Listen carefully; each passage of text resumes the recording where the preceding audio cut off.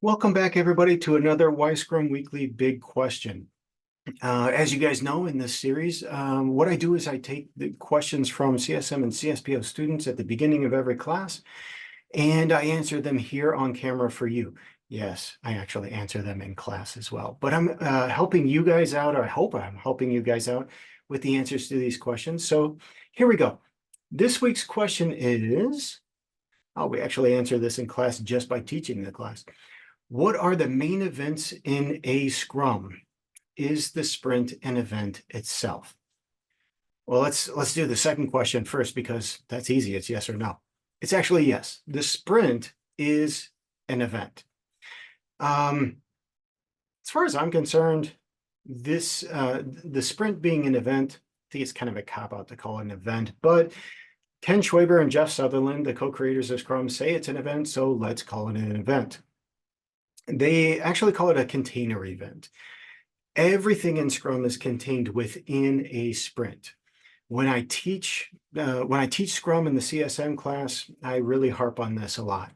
Everything in Scrum is contained within the sprint.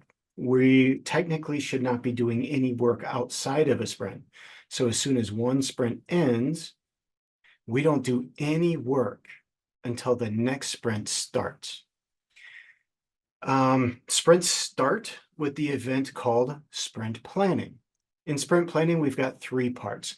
We've got setting the sprint goal. And this is not, please do not believe that this is just the product owner walking in saying, this is what the sprint goal is going to be. They do initially do that. They do initially say, here's what I want our sprint goal to be. It's a general idea of where we want to end up by the end of the sprint. It is not supposed to be a list of work.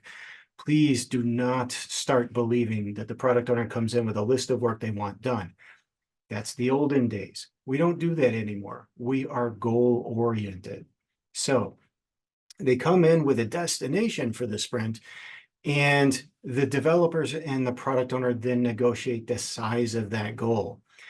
In my experience, almost always the product owner's goals are very, very lofty, very, very large, and the developers, with the Scrum Master's help, have to make that goal right-sized for the developers for this sprint. Now, what do you mean by for this sprint? Well, we take into consideration all of the vacation time that is already planned by developers this sprint. Heck, someone might have a wedding that they have to go to, and it's like a destination wedding. They might be gone for an entire week. And if the product owner didn't think about that before, coming up with the initial sprint goal, then we've got to help the product owner understand. We can't call that person back. It's not a compromise. It's a negotiation. We're negotiating the goal smaller. We're not compromising anything. That developer who's going to be gone for a week, they still get to take that week off. Okay, so we have to then reshape the goal a little bit. Product owners don't generally like this very much, but what are you going to do, right? I mean, it's not like we're holding the product owner hostage. We just have to come to grips with reality. So anyway, that's sprint planning part one. That's all about establishing the sprint goal. Sprint planning part two is taking a look at how the goal and the product backlog sort of work together. The goal is going to tell us where we want to end up. The product backlog has lots of product backlog items in it. You probably call most of those things in the product backlog user stories, so I'll just say stories. The product backlog has a bunch of stories in it where we have to figure out which of those stories actually help us meet the sprint goal. So that's going to be part two of sprint planning, trying to identify those stories where if we do all of them and roll them all up in one big package, they are the goal. Sometimes we have to create new stories, and sometimes we have to take really big stories and chop them up into several pieces. But that's part of sprint planning part two. Part three is where the developers figure out how they are going to get all of that work done. So all of the items from the product backlog that we moved into the sprint backlog, the developers need to figure out step by step, how are we going to get all of that work done? If you skip sprint planning part three, you're going to have problems by the end of the sprint. More than likely, if your team is skipping sprint planning part 3, they have tons and tons of questions for the product owner during the middle and the last half of the sprint. And more than likely, they're carrying work over from one sprint to the next. That's not just an assumption. That's from my experience. So if your team's not doing that and they don't do sprint planning part 3, good on you. Okay. Also, while they're bringing stuff into the sprint and while they're figuring out how much how to get all of that work done, they're probably talking about estimates too. More than likely, you probably want to talk about estimates more in product backlog refinement. A lot of people think product backlog refinement, or what you might call grooming, is an event. It's not officially an event in Scrum. It's currently what we call an activity. Product backlog refinement is where we take really, really big product backlog items. You might call them epics. And we discuss them as a team. The product owner gives us as much details as he or she knows about. And then we chop that product backlog item up into lots of little product backlog items. You might call this user story splitting. In fact, if you want to teach yourself user story splitting, there's enough information online for you to do it for free. You absolutely can pay an Agile coach to teach you in a 1 or 2 day class how to do it, but please, you can get all the information online for free, and it's easy to teach yourself. Anyway, in product backlog refinement, you're going to make little rocks out of big rocks, if you want to put it that way. And then you're going to give the developers enough time to estimate all of the little rocks, all of the small product backlog items that we chopped the big one up into pieces. Okay, so that's what we're doing in refinement. But again, that's not an event. That's considered an activity. The next event is one that we're going to do every single day throughout the sprint, and that's the daily scrum. Now, ideally, this is where the developers get together and discuss their plan for the day based on where they're at with the work that's been completed so far this sprint. They're going to plan out the next day's worth of work. So who's going to work with whom on what so that we can get one day closer to the sprint goal? This is also where they're holding themselves accountable for either, maybe missing yesterday's goal of getting one day closer to the sprint goal, or holding themselves accountable for, I should have, I or we should have resolved that small impediment that's now keeping us all back from achieving another day closer to the sprint goal, or anything like that. But it's the group of developers holding themselves accountable. Okay, it's not a finger pointing blame game exercise.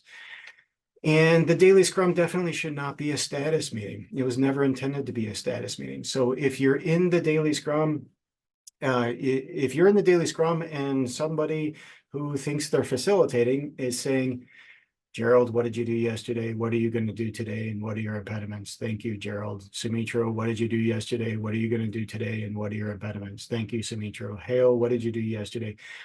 Look, the developers are mature, responsible adults. They don't need a third grade teacher calling roll. This is supposed to be a discussion about how we move forward from here so that we can get to the sprint goal. It's supposed to be a coordination meeting. It's not a sync up. It's not a status meeting. The developers don't, I'm thinking ideally here. Let me put it in more normal terms. Your team may not be a team. It may just be a group of individuals that work on the same product and eventually integrate their work together. If that's the case, you're probably going to end up using the daily scrum as a status meeting. If you are an actual team, you don't need a sync up meeting. You don't need an update meeting because a team is going to communicate constantly all throughout every day of work. You don't need to tell everybody, what did I do yesterday? What am I going to do today? Because they already know. You're talking to them constantly. Okay, so that's the difference between what you guys probably are doing already, which is asking the 3 questions, answering them without anybody actually listening to you, and the ideal of let's plan out today's work. Okay, so that's what's going on. Let's see what's next. The sprint review. The sprint review is typically on the last day of the sprint. You definitely want to hold it more towards the end of the sprint, hopefully after the last working moment of the sprint, the last part of the collaboration period of the sprint, where all the work gets done. During the sprint review, your audience is your stakeholders. Your audience is not the product owner. The product owner is not accepting or rejecting work in the sprint review. That was done during the collaboration period of the sprint. You're not asking your stakeholders for acceptance or rejection of the work either. They don't have the power to do that. The product owner does. So what are you doing in the sprint review? Since your stakeholders are not accepting or rejecting the work, and they are the audience, then the one mandatory thing to do in the sprint review is demonstrate the work of the sprint. So the addition to the increment, the finished work, that's what you're demonstrating. I'm not saying that you have to account for every single user story or technical debt item or defect or bug or whatever you guys worked on during the sprint. What I'm saying is demonstrate the finished work. I'll be honest with you. I've never met a great stakeholder who asked, hey, what about that product backlog item number 1357? How did that go? I've never met a stakeholder that cared. Stakeholders care about finished work, work that they can brag to their customers about, work that they can assign a value to. That's what they care about. So tell them and demonstrate to them the finished work. What you need back from stakeholders is not just feedback. You need something more than feedback. You need actionable feedback. Honestly, actionable feedback is just feedback you can take action on. You want to take that feedback and turn it into future product backlog items as suggestions, advice, or anything like that, in how to, how to provide your customers with better value. The actionable feedback from the sprint review should be able to be moved into the product backlog. The product owner has this responsibility, making sure that actionable feedback makes its way into the product backlog. Hopefully they can do it right then and there within the sprint review, but if it takes their focus away from what's going on in the sprint review, save it for later. Once the sprint review is over, stakeholders are dismissed. Maybe you guys take a bio break, but really you're going to go right into the sprint review. The sprint review signals the end of the sprint. The sprint does not end when the sprint retrospective starts, but the sprint ends when the retrospective ends. So it's the very last thing that you do every sprint. You're going to go from the review, let the stakeholders go.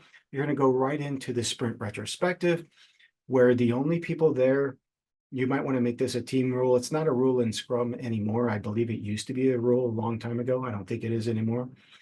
But the only people that are supposed to be there, the Scrum team. Now, if the Scrum team wants to add another person to the retrospective because they want their perspective on what happened throughout the sprint, that's fine. But please make it unanimous. Don't just say, hey guys, I saw Jeremy roaming around in the hallway and I thought he might be a great addition to our retrospective. So he's here. He's gonna participate. Let the team vote on it. If the vote is unanimous, yes, let's have Jeremy come in, then add Jeremy to the retro. If not, my suggestion is don't add any outsiders. Now, some people might be asking, well, what about the product owner? Should the product owner be there? Yes, they're part of the team. The entire Scrum team is the product owner, the Scrum Master, and the developers. The retrospective is not just for the developers and the Scrum Master. It's for the product owner too, the entire Scrum team. In short, because if I get talking about the retrospective too much, we'll be here for way too long.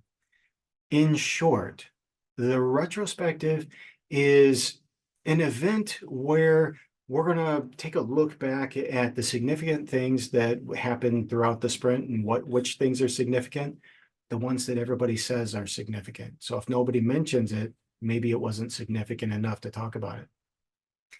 So we're going to talk about those significant things. We're going to dive deep into a few of them. And what do I mean by a few? Well, as many as your team feels comfortable with the time box you're given for the retrospective. When you guys have discussed those few topics deeply enough, choose one. If you're a really, really experienced and very, very mature Scrum team, maybe take two things that you want to improve upon. If these are problems that you guys want to fix, well, improvement includes fixing too. So you want to create not just an understanding of what needs to be fixed or what needs to be improved. The goal of the retrospective is actually to create a plan to improve these things. I hold a firm belief that you have not run an actual retrospective unless you have a plan for improvement at the end. So please get all the way to the point in the retrospective where you guys have identified a step-by-step plan on how to improve at least one thing. Okay. If you can't find at least one thing to improve, please let me know. I will find it for you. It usually does not take that long. Okay. And that's pretty much it for this video. Those are all of the events, including I'm motioning over here. I have a picture of the sprint over here, of all of Scrum events over here. That's pretty much everything. So that activity, product backlog refinement, not an event, but the sprint is an event. So you got 5 of them. You've got the sprint, you got sprint planning, the daily Scrum, the sprint review, and the sprint retrospective. All right. You're probably going to have meetings for 4 of them, and those are the formal events: sprint planning, the daily Scrum, the sprint review, and the sprint retrospective. The sprint isn't a formal event. It's what we call a container event. It keeps everything in a nice little time-boxed package. So that's pretty much it. If you have any more questions about the events in Scrum or anything else you want to talk about, please send me an email at wisdom@yscrum.com. If you want to connect with me or follow me or whatever on LinkedIn, my handle over there is Agile Rick. I'll see you next time with next week's Y Scrum Weekly Big Question. Thanks for watching.